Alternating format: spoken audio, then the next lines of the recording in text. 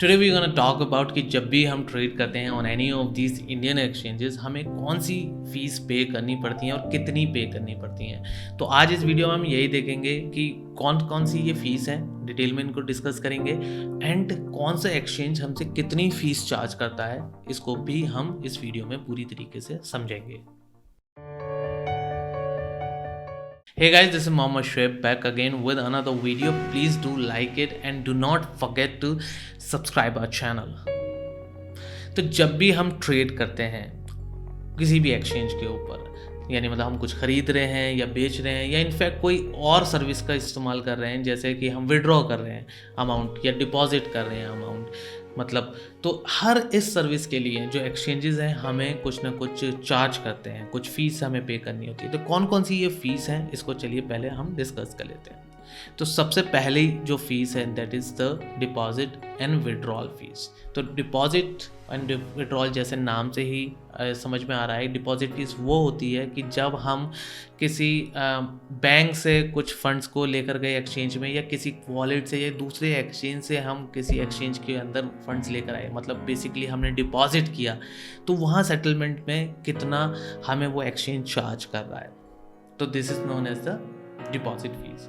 On the other hand इसका ही just opposite, कि जब हम एक एक्सचेंज से फंड्स निकालते हैं, से फॉर एग्जांपल हमने अपने INR अपने बैंक में लेके जाने हैं तो हम विड्रॉ करेंगे, या आपके जो कॉइन्स हैं वो आपने किसी वॉलेट में या दूसरे एक्सचेंज में लेके जाने हैं तो हम ये फंड्स को निकालेंगे, इसको हम विड्रॉल फीस बोलते हैं। तो ये हर एक्सचेंज हमें चार्ज करता है। तीसरी एंड सबसे जो इम्पॉर्टेंट फीस है दैट इज़ हमारी ट्रेडिंग फीस। तो ट्रेडिंग फीस बेसिकली तब हमें लगती है जब भी हम एक ट्रेड क्लोज करते हैं। ट्रेड क्लोज करने का मतलब जब भी हमने कुछ खरीदा या बेचा। तो जब खरीदा तब भी एक ट्रेड कहलाता है, जब बेचा तब भी वो भी एक ट्रेड कहलाता है।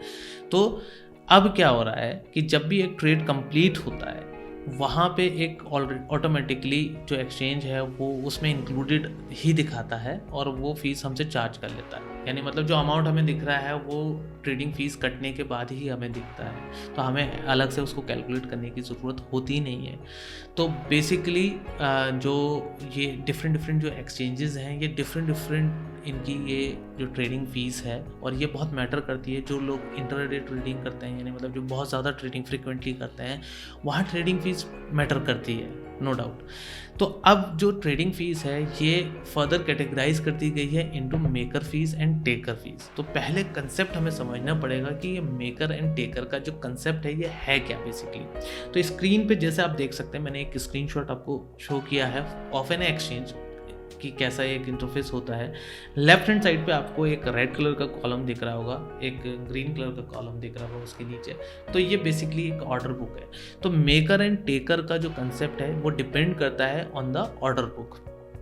अब जो रेड वाला कॉलम है, जो जिन लोगों को ऑर्डर बुक का कंसेप्ट समझ में नहीं आता, मैं उन्हें समझा देता हूँ कि जो रेड वाला कॉलम है that is the ask price. Ask price क्या मतलब कि कोई बेचना चाहता है अपने कॉइन्स को, तो उसने एक अमाउंट मांगा है, एक ऑर्डर लगाया है कि मैं अपने कॉइन्स इतने में बेचना चाहता हूँ, तो वो आस्क प्राइस में मतलब इस वाले रेड वाले कॉलम में लगेगा कि कोई बेचना चाह रहा है।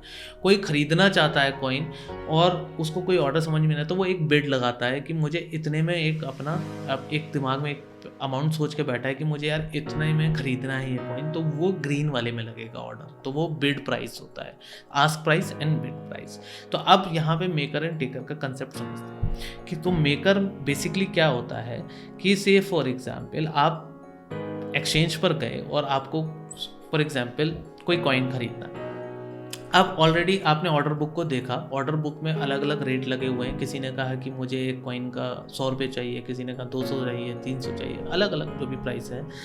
अब आपको कोई भी उसमें से जो ऑर्डर बुक में जो भी आस्क प्राइस थे आपको कोई भी समझ में नहीं आया, तो आपने एक बिड लगाई कि नहीं भाई मुझे तो 98 रुपीज़ में एक कॉइन चाहिए, XYZ कोई भी कॉइन चाहिए। तो आपने जब 98 रुपीज़ में लगाया तो आपने एक 98 रुपीज़ का बिड लगा दिया कि जब भी कोई मार्केट में आए कोई ऐसा बंदा बेचने वाला जिसको मेरे ये बिड सही लगे तो वो मुझे 98 में मिल जाए। तो आपने एक बेसिकली क्या कर दिया, बाय ऑर्डर लगा दिया, एक बिड लगा दिया।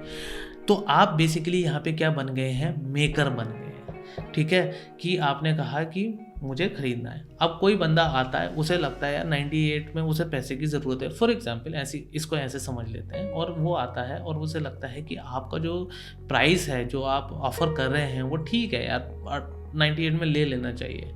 तो वो आपका ऑर्डर जो है वो कंप्लीट कर देता है, आपको 98 में बेच देता है। तो उसने क्या किया, उसने टेक कर लिया, तो वो टेकर हो गया। बेसिकली मैं बहुत सिंपली तरीके से आपको समझा रहा हूँ। टेकर एंड मेकर का कंसेप्ट जो होता है वो लिक्विडिटी से होता है वैसे।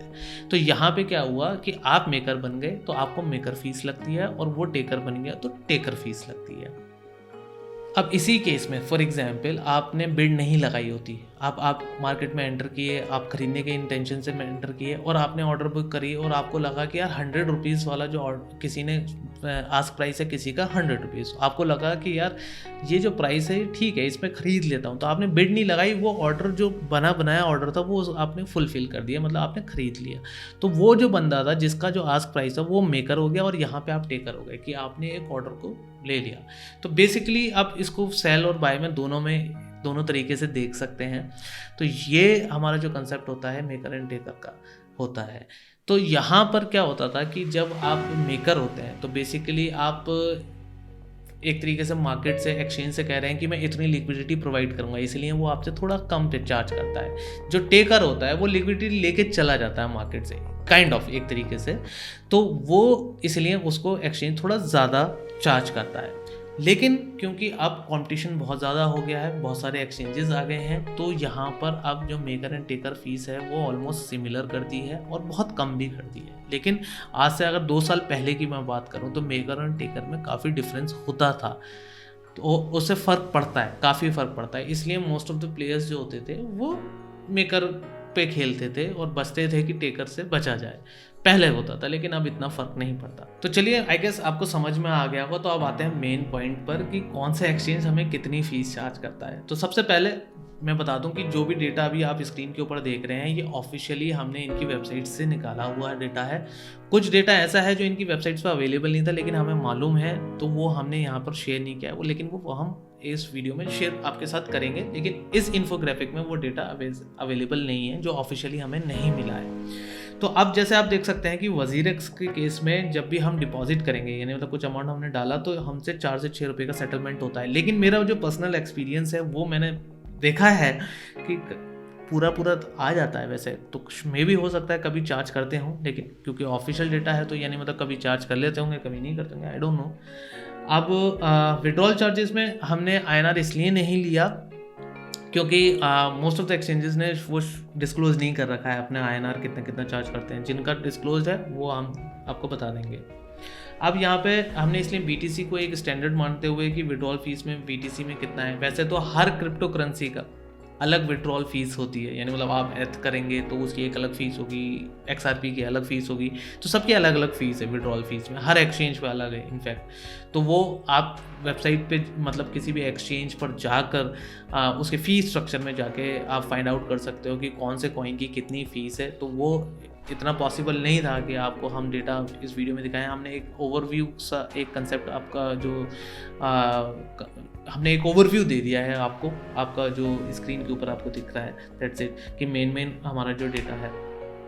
तो BTC में 0.006 BTC पर विड्रॉल पे पर ट्रांजेक्शन पे ये आपको चार्ज करेंगे, और आपको maker and taker fees almost 0.20 है, यानी मतलब आप 10,000 का अगर ट्रेड कर रहेंगे तो 20 रुपये आपको चार्ज होगा। On the other and CoinDCX का भी आप देखें तो डिपॉजिट कुछ नहीं है, विड्रॉल ऑलमोस्ट सेम है। यहाँ पर ये मेकर एंड टेकर मतलब ट्रेडिंग फीस कम है, यानी मतलब 10,000 पे 10 रुपये ही है।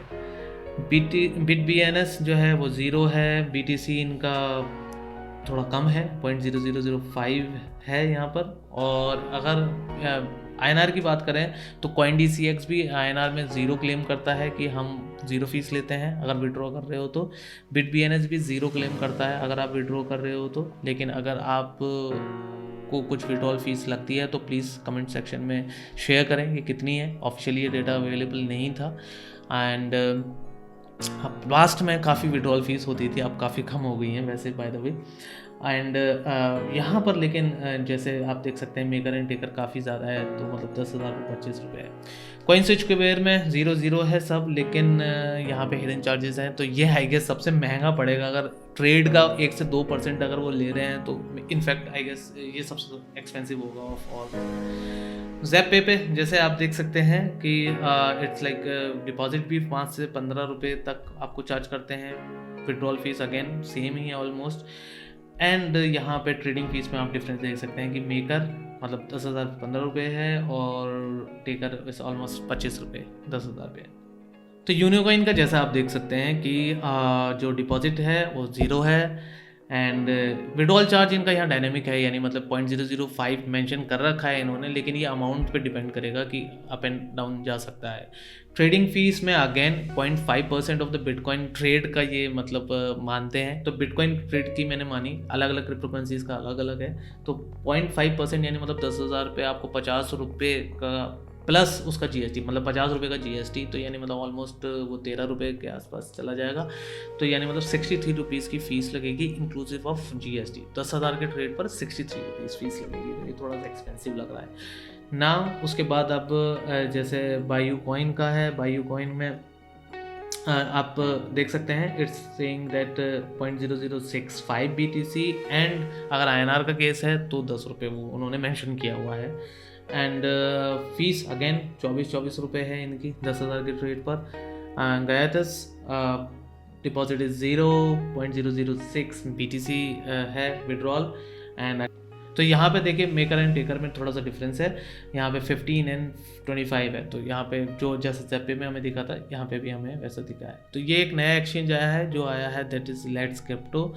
एंड यहाँ पे 0 है BTC और INR में ये अगर विड्रॉ करेंगे तो आप दैट्स 3 रुपीज़ और हमारा ये BTC में 0.006 सिमिलर है ऑलमोस्ट।